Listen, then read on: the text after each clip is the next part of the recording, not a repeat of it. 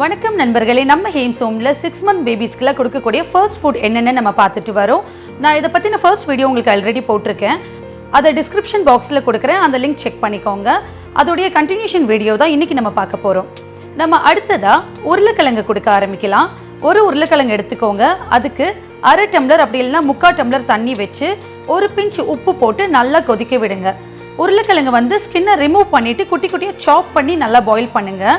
நீங்கள் தொட்டு பார்த்தாவே தெரியும் நல்லா வெந்துருச்சா. நல்லா மேஷ் பண்ணுற அளவுக்கு வெந்ததுக்கப்புறம் அதை எடுத்து நல்லா மசிச்சு நீங்கள் கொடுக்கணும். எந்த ஒரு காய்கறி கொடுக்குறதா இருந்தாலும் தண்ணி அளவாக வச்சு வேக வைங்க. ஏன்னா தண்ணி அதிகமாக வச்சு அதை நீங்கள் ஈர்த்துட்டிங்கன்னா அந்த சத்தெல்லாம் தண்ணியோடையே போயிடும். ஸோ அளவாக வச்சு நீங்கள் வேக வைக்கிறது தான் நல்லா ஹெல்த்தியாக இருக்கும். ஸோ உருளைக்கிழங்கு அளவான தண்ணியில் வேக வச்சு அதை நல்லா மேஷ் பண்ணி நீங்கள் கொடுக்க ஆரம்பிக்கலாம். அடுத்த ஃபுட் பார்த்தீங்கன்னா பாசி பருப்பு கொடுக்க ஆரம்பிக்கலாம். ஃபஸ்ட்டு நீங்கள் துவரம் பருப்பு கொடுக்காதீங்க, ஏன்னா அது செமிக்கிறதுக்கு ரொம்ப கஷ்டமாக இருக்கும். ஸோ பாசி பருப்பு ஒரு 1/4 கப் எடுத்தீங்கன்னா நீங்கள் அரிசி ஒரு 1/4 கப் எடுத்துக்கோங்க. நல்லா ரெண்டையும் அலசி அதை குக்கரில் நம்ம வேக வைக்க போகிறோம். பாசிப்பருப்பு 1/4 கப், அரிசி 1/4 கப், அதுக்கு ஒரு அரை உருளைக்கிழங்கு, அதே மாதிரி அரை கேரட், இதை போட்டு ஒரு பிஞ்ச் மஞ்சத்தூள் சேர்த்துக்கோங்க. ஒரு 1/4 டீஸ்பூன் பெருங்காயத்தூள் சேர்த்துக்கோங்க. பெருங்காயத்தூள் நல்லா ஜீரணமாகும் குழந்தைங்களுக்கு, அதனால தான் நம்ம பெருங்காயத்தூள் சேர்த்துக்கிறோம்.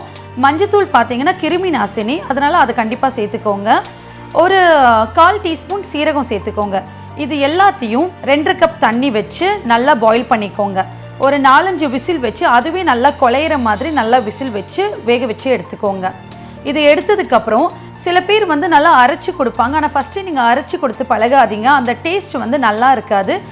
ஸோ அரைக்காமல் அதை நல்லா கையிலேயே மேஷ் பண்ணிக்கோங்க. குழந்தைங்களுக்கு செமிசாலிடாக கொடுக்குற அளவுக்கு நல்லா நீங்கள் கையிலேயே மேஷ் பண்ணி கொஞ்சமாக உப்பு போட்டு அந்த டேஸ்ட்டுக்கு ஏற்றாப்புல நீங்கள் கொடுக்க ஆரம்பிக்கலாம். அடுத்த ஃபுட் பார்த்தீங்கன்னா பனானா கொடுக்கலாம். பனானா நீங்கள் பச்சையாகவே கொடுக்கலாம். அப்படியே பனானா என்ன பண்ணலான்னா அதை எடுத்து நல்லா குட்டி குட்டியாக ஸ்லைஸ் பண்ணிவிட்டு நல்லா கையிலேயே மேஷ் பண்ணிக்கோங்க. கையிலையோ இல்லை ஸ்பூன்லேயோ நல்லா மேஷ் பண்ணி நீங்கள் அப்படியே எடுத்து அதை ஊட்ட ஆரம்பிக்கலாம். அடுத்த ஃபுட் பார்த்தீங்கன்னா இட்லி கொடுக்க ஆரம்பிக்கலாம். இட்லி குழந்தைங்கள்லேருந்து பெரியவங்க வரைக்குமே ரொம்ப ஒரு ஹெல்த்தியான ஒரு சாப்பாடு. இட்லி நீங்கள் மேஷ் பண்ணணும் அந்த இதே இல்லை. உங்களுக்கு ஏற்கனவே இட்லி ரொம்ப சாஃப்டாக தான் இருக்கும். ஸோ ஒரு சாம்பார் வச்சு, சாம்பார் உரப்பில்லாமல் வைங்க.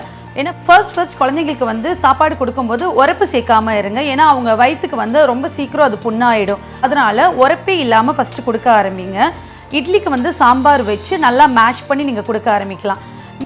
இந்த ஃபுட்டும் நீங்கள் கொடுக்கும்போது கண்டினியூஸாக டெய்லி கொடுக்காம ஒவ்வொரு ஃபுட்டாக கொடுத்து பாருங்கள். நான் ஆல்ரெடி சொன்ன மாதிரியே தான் ஒரு ஃபுட் கொடுத்து பாருங்கள். அதை நீங்கள் வெயிட் பண்ணி செக் பண்ணுங்கள். நெக்ஸ்ட் டே அது செட் ஆகுதா, அவங்க உடம்புக்கு எந்த ஒரு ப்ராப்ளமும் இல்லாமல் இருந்தால் நீங்கள் அதை அகெயின் கொடுக்க ஆரம்பிக்கலாம். இல்லை அவங்களுக்கு டயரியா மாதிரி போகுது, இல்லை உடம்புக்கு ஒத்துக்கிறலைன்னா அதை ஒரு 1 வீக் தள்ளி வச்சுட்டு அடுத்த ஃபுட் ட்ரை பண்ணுங்கள். இந்த வீடியோ உங்களுக்கு பிடிச்சிருந்தால் லைக், ஷேர், கமெண்ட் பண்ணுங்கள். ஹேம்ஸ் ஹோமை சப்ஸ்கிரைப் பண்ணுங்கள். நன்றி.